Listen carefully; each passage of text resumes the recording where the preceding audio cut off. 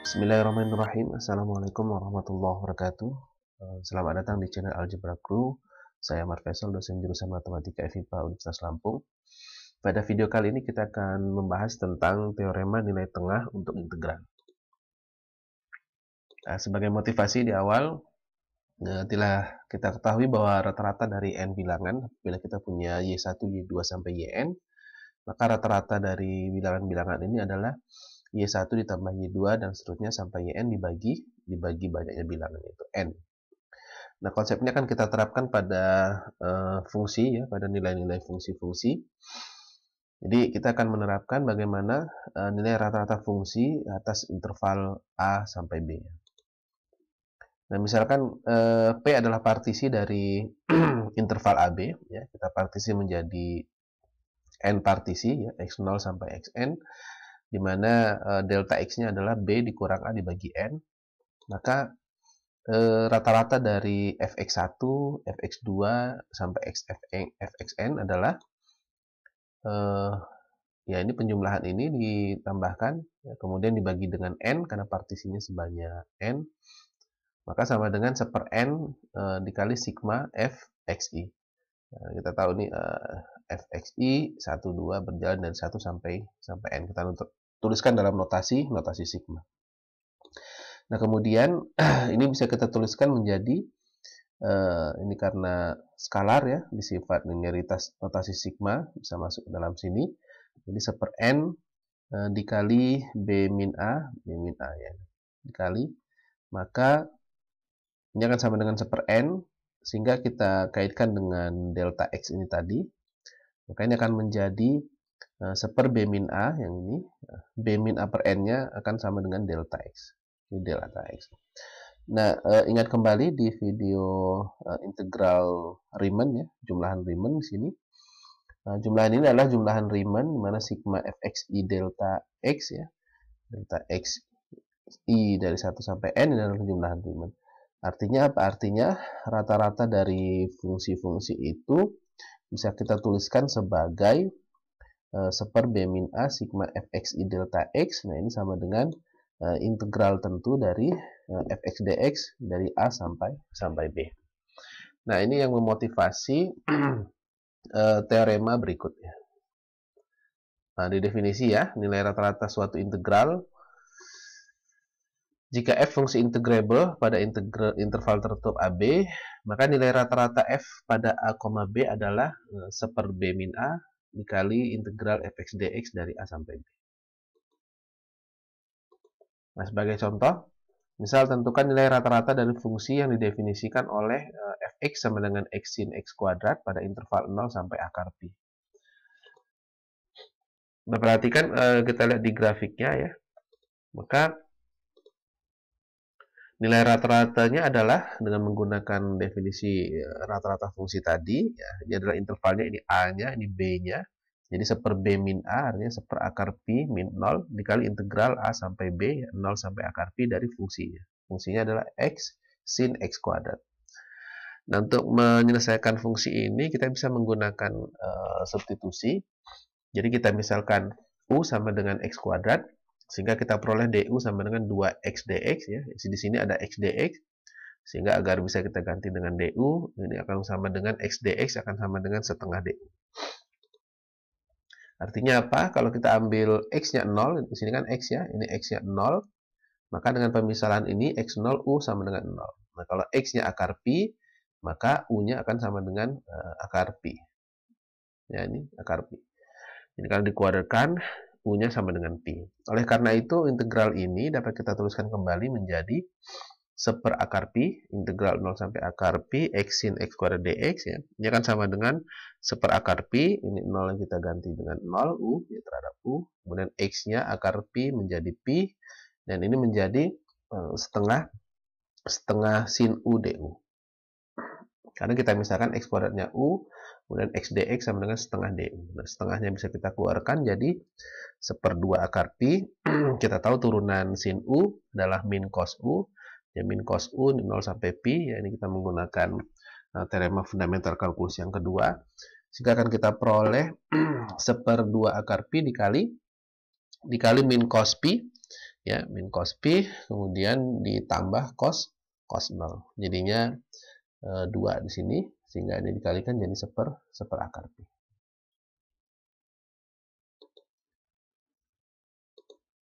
Contoh yang kedua, andaikan suhu ya dalam Fahrenheit suatu logam batangan dengan panjang 2 kaki tergantung oleh posisi X berdasarkan fungsi Tx sama dengan 40 ditambah 20X 2 min X. Artinya apa? Artinya kalau kita punya logam batangan ya, logam batangan sepanjang 2 kaki, maka suhu di logam itu kan tidak harus sama semua ya, tergantung dari posisi titik X-nya itu pada logam tersebut. Nah, tentukan rata-rata suhu dalam batangan logam tersebut. Apakah terdapat suatu titik di mana suhunya sama dengan suhu rata-rata?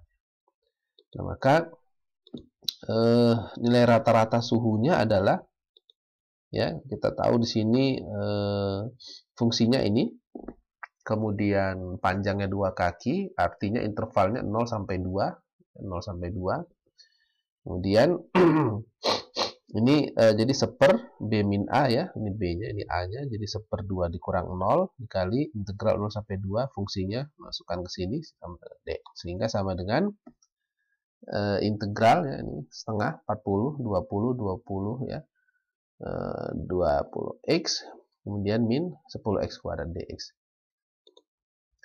Nah, dengan mudah kita mencari integral ini ya. Artinya ini sama dengan 20x ditambah 10x kuadrat dikurang 10 per 3x pangkat 3 dari 0 sampai 2. Kita substitusikan batas atasnya dulu 2, kemudian baru dikurangkan dengan yang bawah, sehingga kita peroleh 40 ditambah 40 dikurang 80 per 3. Artinya mendekati ini sama dengan 160 per 3 derajat Fahrenheit. Nah, suhu rata-rata ini ya akan kita cari apakah ada titik ya, titik X gitu, di mana suhunya akan sama dengan suhu rata-ratanya. Artinya apa? Artinya untuk mencari X tersebut kita cukup memasukkan ya nilai Tx sama dengan 160 per 3.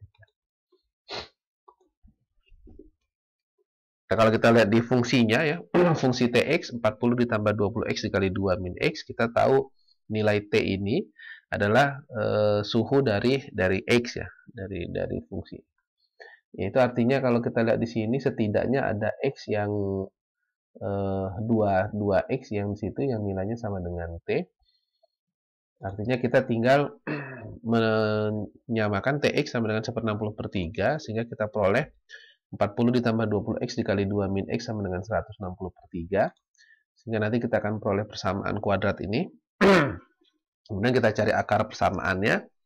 Maka diperoleh X sama dengan 1/3 dikali 3 min akar 3, atau mendekati 0,42265. Dan yang kedua, X sama dengan 1/3 dikali 3 ditambah akar 3. Ini kita peroleh dengan menggunakan rumus ABC yang biasa kita kenal ya, untuk mencari akar persamaan kuadrat. Sehingga ini mendekati 1,5774. Nah, karena intervalnya dari 0 sampai 2, ya, dari 0 sampai 2, artinya nilai-nilai X ini berada pada interval tersebut, sehingga titiknya adalah kedua ini ya, kedua suhu ini, kedua titik ini ya, pada titik X sama dengan 0,42265 dan X sama dengan mendekati 1,5774, maka suhunya akan sama dengan suhu rata-ratanya, yaitu 160 per 3. Nah, berikutnya teorema nilai tengah integral.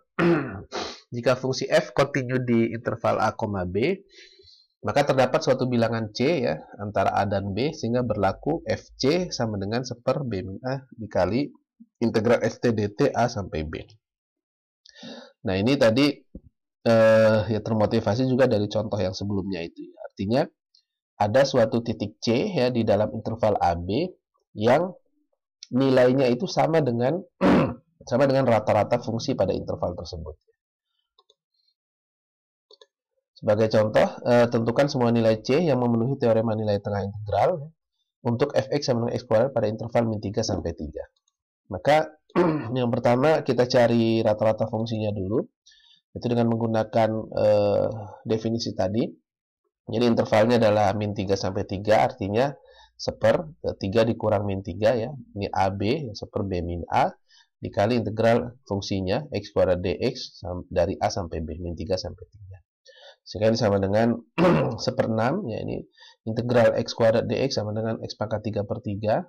Kemudian masukkan nilainya, sehingga kita peroleh 1/18, ya. Ini 3 keluar 1/18 dikali x pangkat 3 pangkat 3 27 dikurang min 27. Jadinya 54 dibagi 18 sama dengan 3. Nah, nilai rata-rata ini untuk mencari nilai C yang suhunya sama dengan suhu rata-rata fungsinya yaitu 3, ya tinggal kita samakan FC sama dengan 3. Ya. FC sama dengan 3, artinya FC sama dengan C kuadrat, sehingga kita peroleh C kuadrat sama dengan 3. Dengan kata lain C sama dengan akar 3, ya, atau min akar 3. Nah, kita tahu di sini ya, kalau kita lihat grafiknya, maka pada posisi fungsi ya, ini FC ya, Y sama dengan 3 ada di sini, Y sama dengan 3. Maka ada dua titik yang bersinggungan pada kurva tersebut, artinya ada dua titik X yang nilai fungsinya sama dengan 3, yaitu min akar 3 dan 3. Nah, karena intervalnya min 3 sampai 3 ya, ini masih berada di dalam sini, maka nilai ini memenuhi di situ.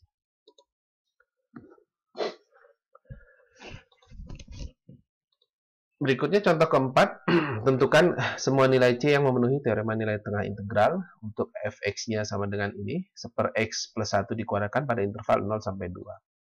Nah, sama seperti pada contoh berikutnya ya. Ini karena fungsinya seperti ini, kita misalkan U sama dengan X plus 1, sehingga kita peroleh DU sama dengan DX. Kemudian kalau X-nya 0, maka U-nya 1. Kalau X-nya 2, maka U-nya 3. Karena ini 0 dan 2 intervalnya. Sehingga kita peroleh nilai rata-rata fungsinya adalah 1/B min A ya, 1/2 dikurang 0 dikali integral 1/x plus 1 kuadrat 0 sampai 2. Nah, ini kita substitusikan dengan metode substitusi ini. Sehingga ini sama dengan setengah ya, ini setengah dari sini. Kemudian X0 kita ganti dengan U sama dengan 1. X2 kita ganti U sama dengan 3. Kemudian ini kita ganti substitusinya dengan U. Jadi 1/U dx sama dengan du jadi du. 1/U kuadrat du. Nah, ini kita bisa lihat sebagai U pangkat min 2. Sehingga kita peroleh integralnya min U pangkat min 1. Dari 1 sampai 3 kita substitusikan jadi setengah min 1/3 ditambah 1 atau sama dengan 1/3. Nah, ini adalah nilai dari rata-rata fungsinya. Nah, kita akan mencari nilai-nilai C yang memenuhi teorema nilai tengah integral tadi. Artinya nilai C yang titik-titik berapa saja titik C yang fungsinya sama dengan rata-rata fungsinya. Artinya tinggal kita samakan FC sama dengan 1/3. Ya. Kalau kita lihat grafiknya, setidaknya ada satu titik pada interval min 0 sampai 2 yang nilainya sama dengan 1/3 ya. Ada di sini. Sehingga kita samakan FC sama dengan 1/3, sehingga sama dengan 1/C plus 1 kuadrat, artinya akan kita peroleh persamaan kuadrat C kuadrat ditambah 2C tambah 1 sama dengan 3, atau kita peroleh akar persamaannya min 2 plus minus akar 2 kuadrat min 41 min 2/2, atau sama dengan mendekati min 2,7321 dan 0,73205. Nah, dari sini karena intervalnya itu 0 sampai 2, hanya ada satu titik yang memenuhi ya, hanya ada satu titik yang berada pada interval 0,2, yaitu yang ini. Sehingga nilai C yang memenuhi teorema nilai tengah integral artinya nilai C yang nilai fungsinya sama dengan nilai rata-rata fungsinya, hanya yang 0,73205 atau min 1 ditambah akar 2. Nah, teorema yang kedua, teorema simetris. Jadi jika f suatu fungsi genap, maka akan berlaku integral fx dx dari min a sampai a akan sama dengan 2 dikali integral fx dx dari 0 sampai a. Dan jika f-nya fungsi ganjil, maka akan berlaku integral fx dx min a sampai a itu akan sama dengan 0. Nah, ini kita ilustrasikan ya, teorema ini buktinya kita ilustrasikan kalau kita punya fungsi genap. Ingat kembali yang dimaksud dengan fungsi genap adalah f min x sama dengan fx ya. Artinya ini kalau x-nya negatif di sini ya, maka nilai fungsinya sama ya, ada di sini. X-nya positif, nilai fungsinya juga ada di sini. Artinya f min x sama dengan fx. Nah, kita lihat di sini integral, masih ingat ya, itu kita pandang sebagai luas daerah ya, yang dibatasi oleh kalau misalnya integral min a ya, 0 sampai a ini ya, 0 sampai a atau 0 sampai min a sampai 0. min A sampai 0 ini sama dengan ruas daerah di bawah kurva ini. Nah, sehingga kita peroleh kalau integral min A sampai A ini sama ya, itu sama dengan 2 kali integral 0 sampai A yang di sini saja. Nah, kalau f-nya fungsi ganjil, ya, fungsi ganjil adalah f min x sama dengan min fx ya. Artinya nilai fungsi yang x-nya berada di negatif sini, ini adalah kebalikannya ya, min dari yang positif di sini. Nah, perhatikan di sini kan kalau kita lihat ini saling meniadakan ya. Ini kalau ada yang di bawah kurva kan kita hitung sebagai katakanlah ini integral area A gitu ya, ini area A. Maka yang di bawah kurva itu kita buat min A ya, jadinya A min A jadi 0.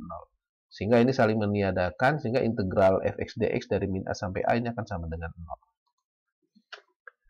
Nah, sebagai contoh, hitunglah integral cos x per 4 dx dari min pi sampai pi. Nah, kita lihat ya, fungsi cos ya, fungsi cos ini adalah fungsi genap ya. Karena cos min x per 4 itu sama dengan cos x per 4. Masih ingat pembagian kuadran ya? Bukan kuadran 1, 2, 3, 4. Jadi nilai sin, cos, tangen, dan seterusnya. Di situ bisa kita lihat bahwa cos min x per 4 sama dengan cos x per 4. Sehingga cos x per 4 ini fungsi genap.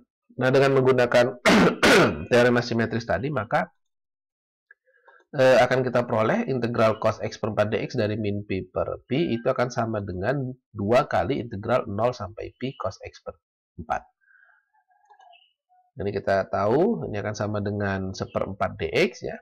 Karena turunan ini kita misalkan u nanti ya, ini integralnya turunannya adalah 1/4 dx. Jadi u sama dengan s per 4, maka du sama dengan 1/4 dx.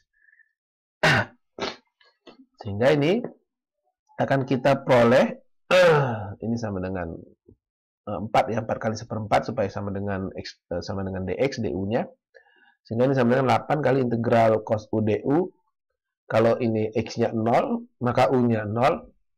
Kalau misalnya x-nya pi, maka u-nya sama dengan pi per 4. Sehingga integral cos u ini adalah sin u, jadi 8 sin u dari 0 sampai pi per 4, artinya kita peroleh 4 akar 2. Contoh yang ke-6, hitunglah integral x pangkat 5 per x kuadrat ditambah 4 dx dari min 5 sampai 5. Nah, kita perhatikan di situ, ini adalah fungsi ganjil ya, fungsi ganjil. Bisa kita lihat di sini, ini x pangkat 5, pangkatnya ganjil. Artinya kalau f min x ya, f min x ini pasti akan sama dengan min fx ya. Jadi ini x kuadrat tetap, ini min x ya, min x pangkat 5, jadinya min fx. Sehingga ini fungsi ganjil. Nah, karena fungsi ganjil, maka dengan menggunakan teorema simetris tadi, integral x pangkat 5 per x kuadrat plus 4 dari min 5 sampai 5 akan sama dengan 0. Contoh ketujuh, hitunglah integral x sin 4 pangkat 4x ditambah x pangkat 3 min x pangkat 4 dx dari min 2 sampai 2. Nah, perhatikan di fungsi ini terdapat dua suku yang diantaranya merupakan fungsi ganjil dan yang lainnya merupakan fungsi genap. Nah, kita lihat ini ya, x sin pangkat 4x plus x pangkat 3. Ini adalah fungsi ganjil ya. Karena kalau min x-nya kita masukkan f min x, ini min x jadinya. Kemudian ditambah ini min x ya, jadi min jadinya min dari x sin pangkat 4x, x pangkat 3, yang ini fungsi genap. Jadi fungsi ganjil, ini fungsi genap.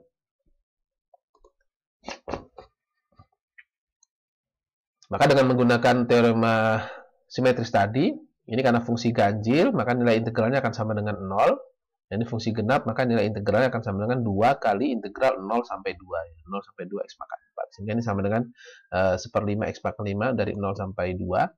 Sehingga akan kita peroleh sama dengan min 64 per 5. Nah, contoh yang ke-8, hitunglah integral sin pangkat 3x cos pangkat 5x dx dari min pi sampai pi. Nah, sama dengan contoh sebelumnya, di dalam integral ini terdapat dua fungsi, ya, fungsi salah satunya fungsi ganjil, yang satunya fungsi genap. Kita tahu sin itu fungsi ganjil dan cos fungsi genap, ya. Nah, kita tahu kalau pangkat ganjil dari fungsi ganjil itu merupakan fungsi ganjil, ya. Jadi artinya apa? Artinya sin pangkat 3x ini akan merupakan fungsi ganjil. Sedangkan kalau fungsi genap, berapapun pangkatnya tetap fungsi genap. Sehingga cos pangkat 5x ini fungsi genap. Nah, perkalian fungsi ganjil dengan fungsi genap akan menghasilkan fungsi ganjil. Jadi perkalian fungsi ganjil dengan fungsi genap itu merupakan fungsi ganjil, sehingga integral dari sin pangkat 3x cos pangkat 5x dx ini akan sama dengan 0.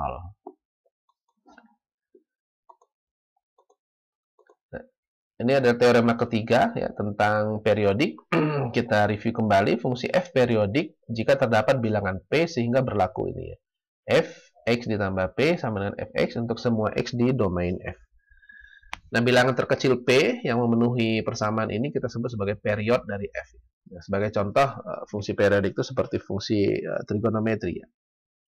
Nah, teorema 3, jika f periodik dengan period p, maka berlaku integral a ditambah p sampai b ditambah p fx dx akan sama dengan integral ab fx dx. Ada plus p, ini akan sama dengan integral ab fx dx. Nah, bisa kita lihat di sini kalau fungsinya periodik ya, ini berulang ya pada suatu interval. Ya, misal di sini a sampai b, ya di sini a plus p sampai b plus p ya.